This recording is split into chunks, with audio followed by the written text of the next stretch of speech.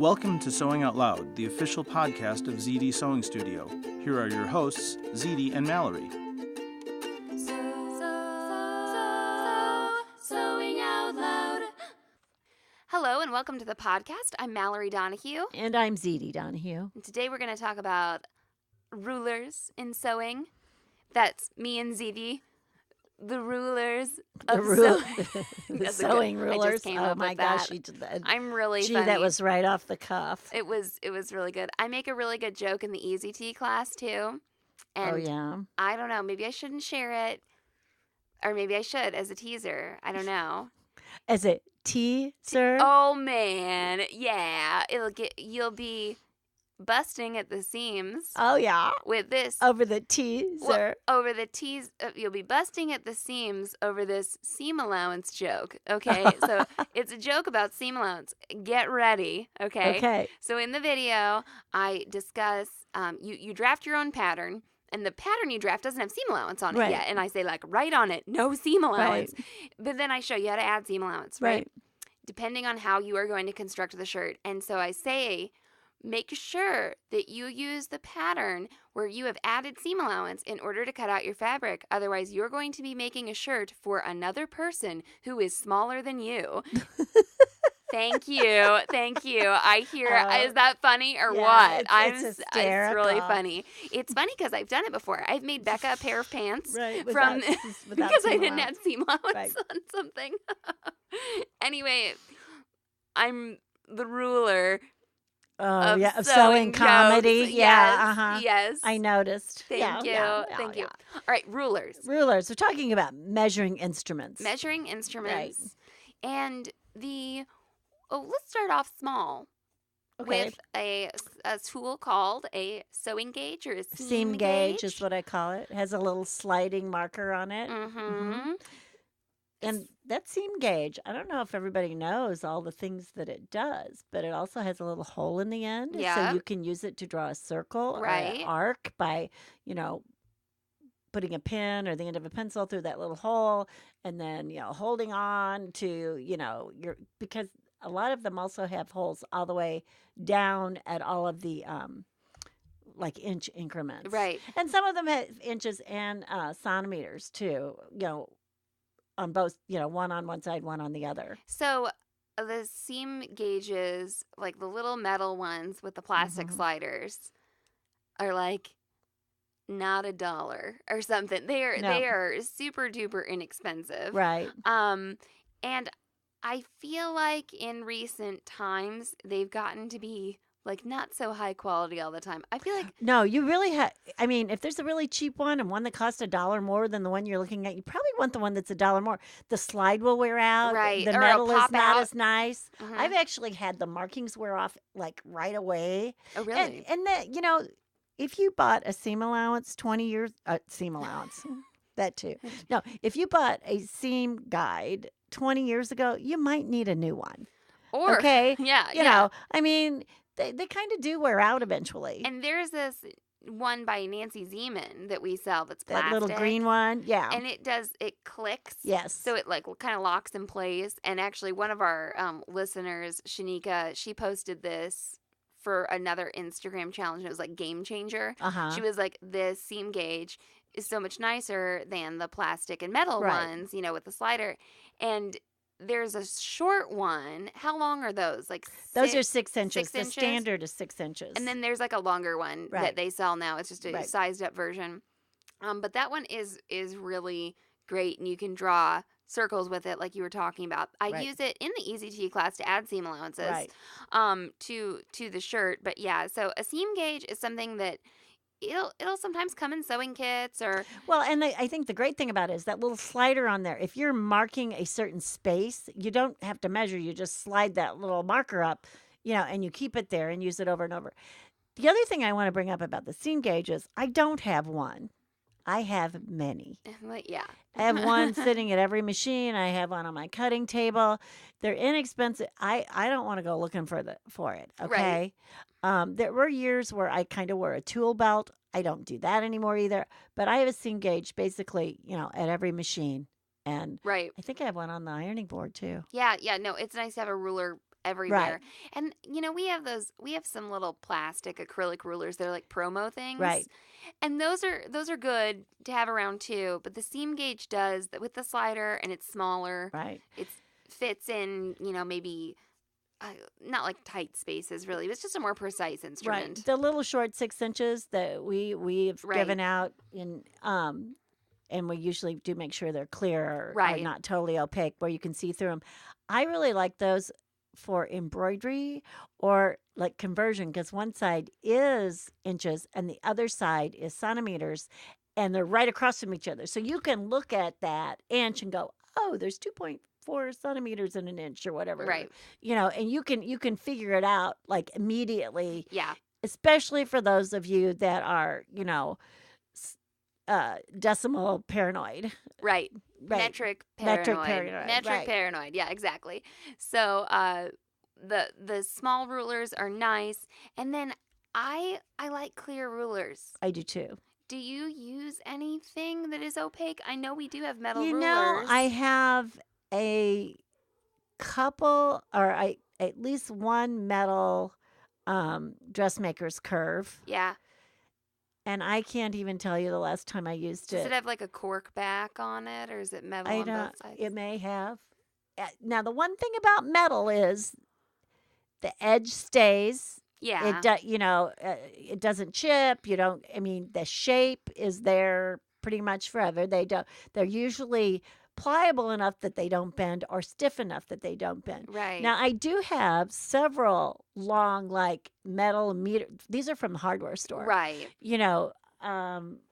One is how long is that big one over there? Look, That's like is that 4 feet tall. Yeah. Yeah, and definitely used that a lot. That's a big metal thing. Used that in costuming, especially when I was doing multiples of things. And when I say multiples, sometimes it was 30 garments. Right. So I was probably measuring or but I did use those a lot when I was making like draperies. Yeah. And the thing I liked about them too is I could lay them down and they would hold things down. Hold They the had fabric weight to them. But as far as a project that's right in front of me, I really like the 24-inch ruler, and I like the 18-inch ruler that's clear and 5 or 6 inches wide. Right. Four to 6 6 inches wide, depending. Right. Well, before we come back and talk about some other clear rulers, I think we should take a little moment for a message break. Mom, I've done it. Uh-oh. I have found the perfect laundry spray bottles, sourced them, found the perfect labeling stickers, and brought them to the public. And what do you put in them? We put vodka in one of them and your special disdain stain removal solution in the other. And they are aluminum 16-ounce bottles. Not too heavy. I was going to say perfect weight, perfect size. Not too heavy when you fill them. Perfectly portable for taking around your house, leaving in your laundry room, or out to your car to deodorize it after your baby's puked in it. So, do you give my disdain recipe to the world free? do. We give it away for free. And if you go to sewhere.com/clothingcare, you will see these spray bottles, and you can use a special discount code VODKA to get 20% off the laundry spray bottles from Zede Sewing Studio. Good deal. So happy. Sewing out loud. And we're back. So, the ruler that I've been using a ton lately is that acrylic Dressmakers curve, or I keep calling it that, and the label on the package says styling design ruler. Right. Whatever. Call it whatever I want. Some people refer to that as a French curve also, and I don't. The French curve to me is the thing, it looks like a sled when you hold the...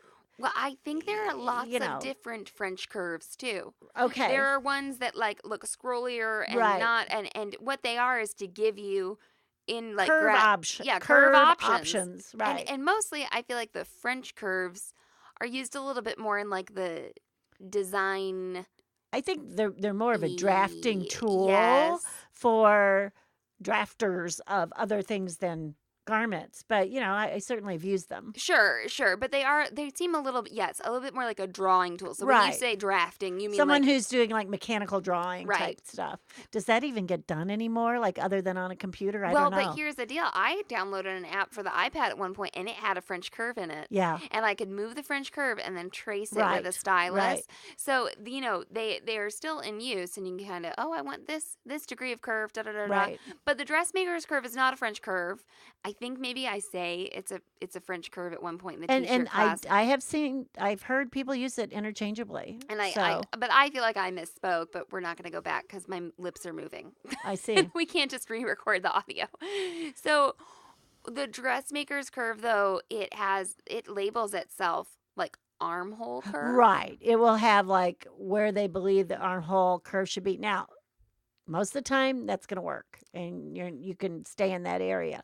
But yeah, it'll have armhole. And then it says, Also the hem is like the length, the straight-sided length. If you put the one flat side on like the fold of the fabric to make your hem, you get the right curve. well, generally. and then they call that like a hip curve. Right. Too. Right, If you absolutely. picture like the side of a skirt, Right. that'll work on there. But I really like it because it's clear.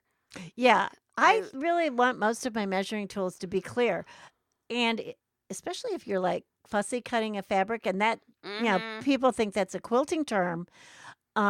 Not always, because if you're making a garment, you do want to make sure like the daisies don't look like pasties, on your shirt. If it's too big daisies, you don't want like too big daisy breasts. Daisy boobs. Yep. Right. Yep.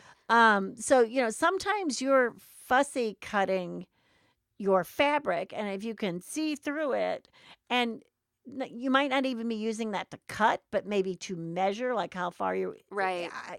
why wouldn't you have clear? The other thing is what color are the marks on the clear ruler? Right.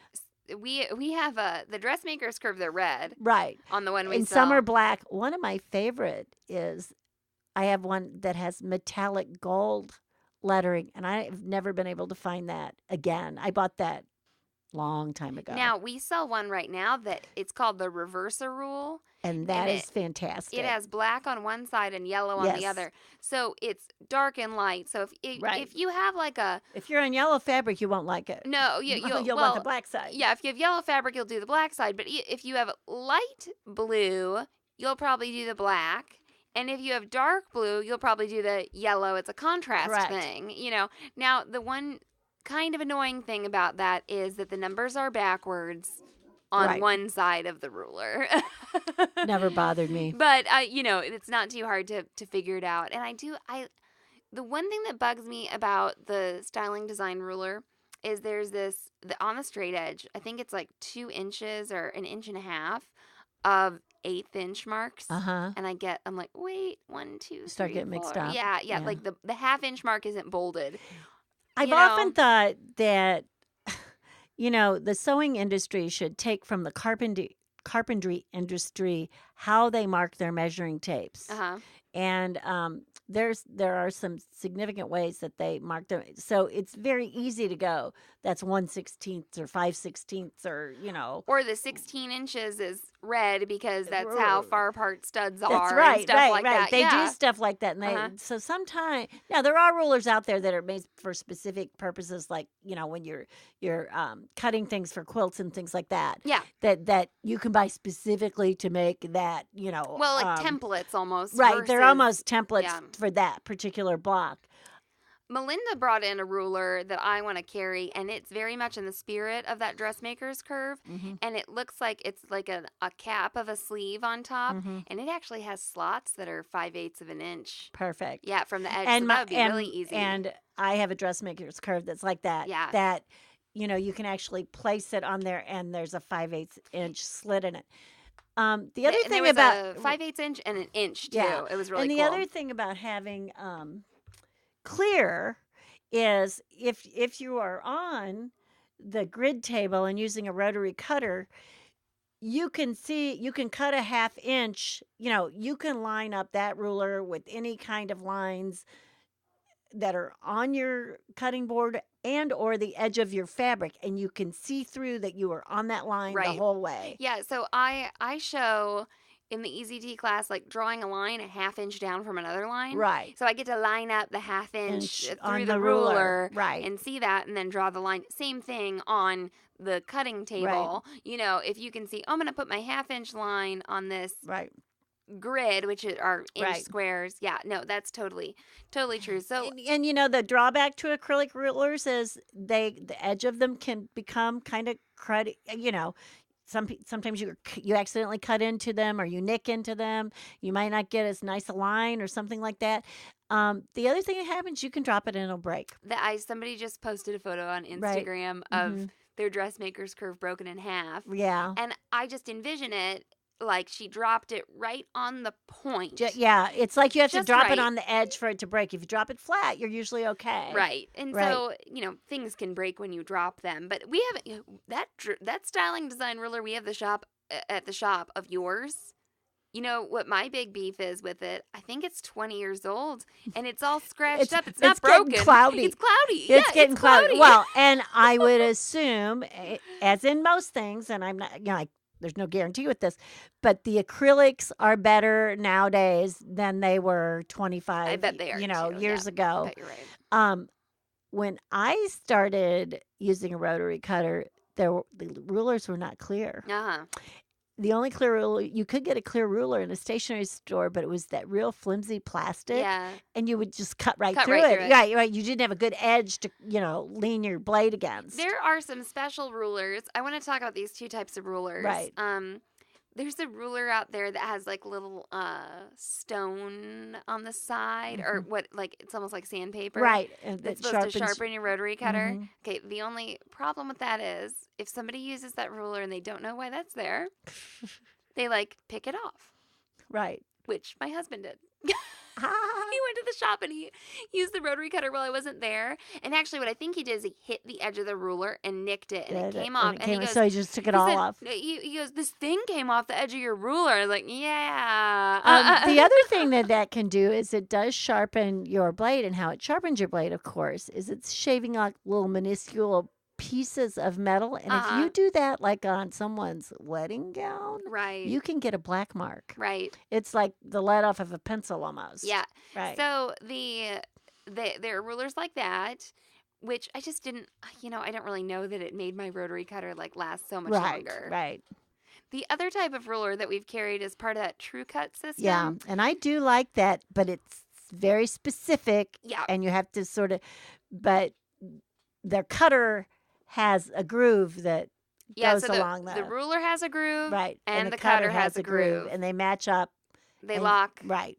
They lock in place, and that seems to actually, for people who are cutting a lot of straight lines, like quilters, everything is straight, right, and people learning to use a rotary cutter, that has been nice. And I think what it does is it lets them not fatigue so quickly if they're cutting a lot of that straight stuff. Well, and if it's locked in place, you should just be able to push down That's right. slightly forward That's and right. like get a straight line. Probably also you probably avoid some injuries. Well, Right. injuries, and then they sell those little ruler grips Right. to go on the back of the acrylic ruler so it doesn't slip. Right.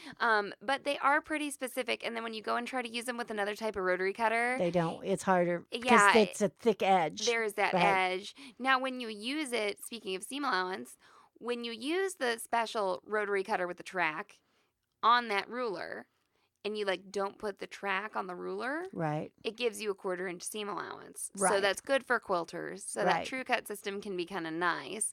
But it is pretty specific. And Right. I'm like, Right. not like I want every ruler I in my do house like to be the like rotary that. cutter. Yeah, I like the rotary cutter. ergonomics of it. I Yes. like.